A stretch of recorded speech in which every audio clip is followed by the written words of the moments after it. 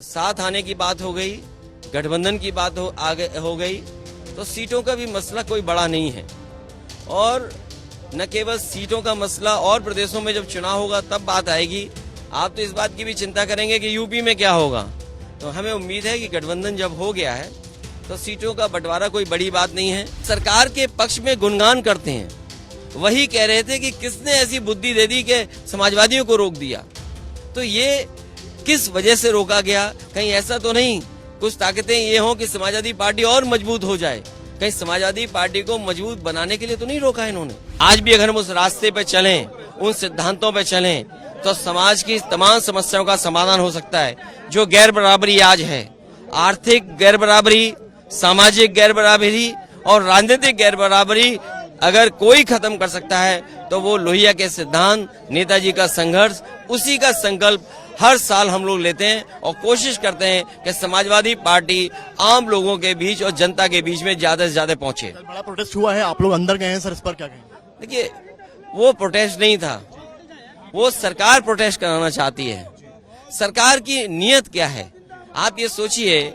मैं कई जर्नलिस्ट, कई ट्वीट्स और कई लोगों का सोशल मीडिया पे देखा हूं जो सरकार के पक्ष में गुणगान करते हैं, वही कह रहे थे कि किसने ऐसी बुद्धि दे दी कि समाजवादियों को रोक दिया।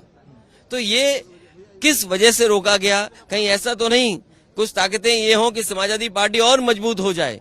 कहीं समाजवादी पार्टी को मजबूत बनाने के लिए तो नहीं रोका इन्होंने। सर, इजराइल फिलिस्तीन को लेकर संघर्ष चल रहा है, आपका उस पर क्या पक्ष है? देखिए, जो पक्ष समाजवादियों का रहा है वो आज भी हमारा वही पक्ष है, लेकिन वॉर के खिलाफ है। और एक लंबी लड़ाई है, ये कोई आज की पहली बार नहीं हुई है। इसका एक बहुत पुराना इतिहास है लड़ाई का।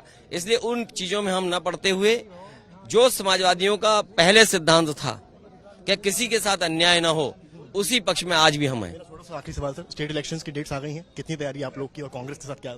देखिए, जब साथ आने की बात हो गई, गठबंधन की बात हो गई, तो सीटों का भी मसला कोई बड़ा नहीं है। और न केवल सीटों का मसला, और प्रदेशों में जब चुनाव होगा तब बात आएगी। आप तो इस बात की भी चिंता करेंगे कि यूपी में क्या होगा। तो हमें उम्मीद है कि गठबंधन जब हो गया है तो सीटों का बंटवारा कोई बड़ी बात नहीं है।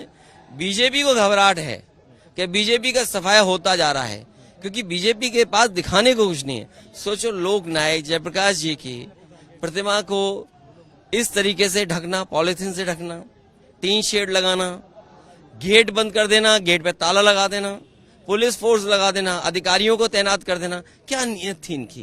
क्या छिपाना चाहते थे?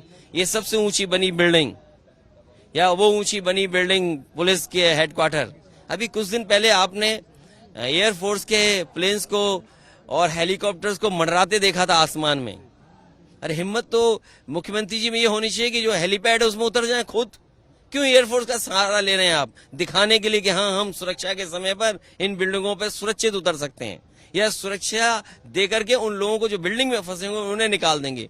तो ये जो चीजें बनी हैं वो गवर्नमेंट के पैसे से बनी है, किसी के व्यक्तिगत पैसे से नहीं बनी है। अगर गवर्नमेंट मनी का नुकसान हो रहा है तो जनता का नुकसान हो रहा है।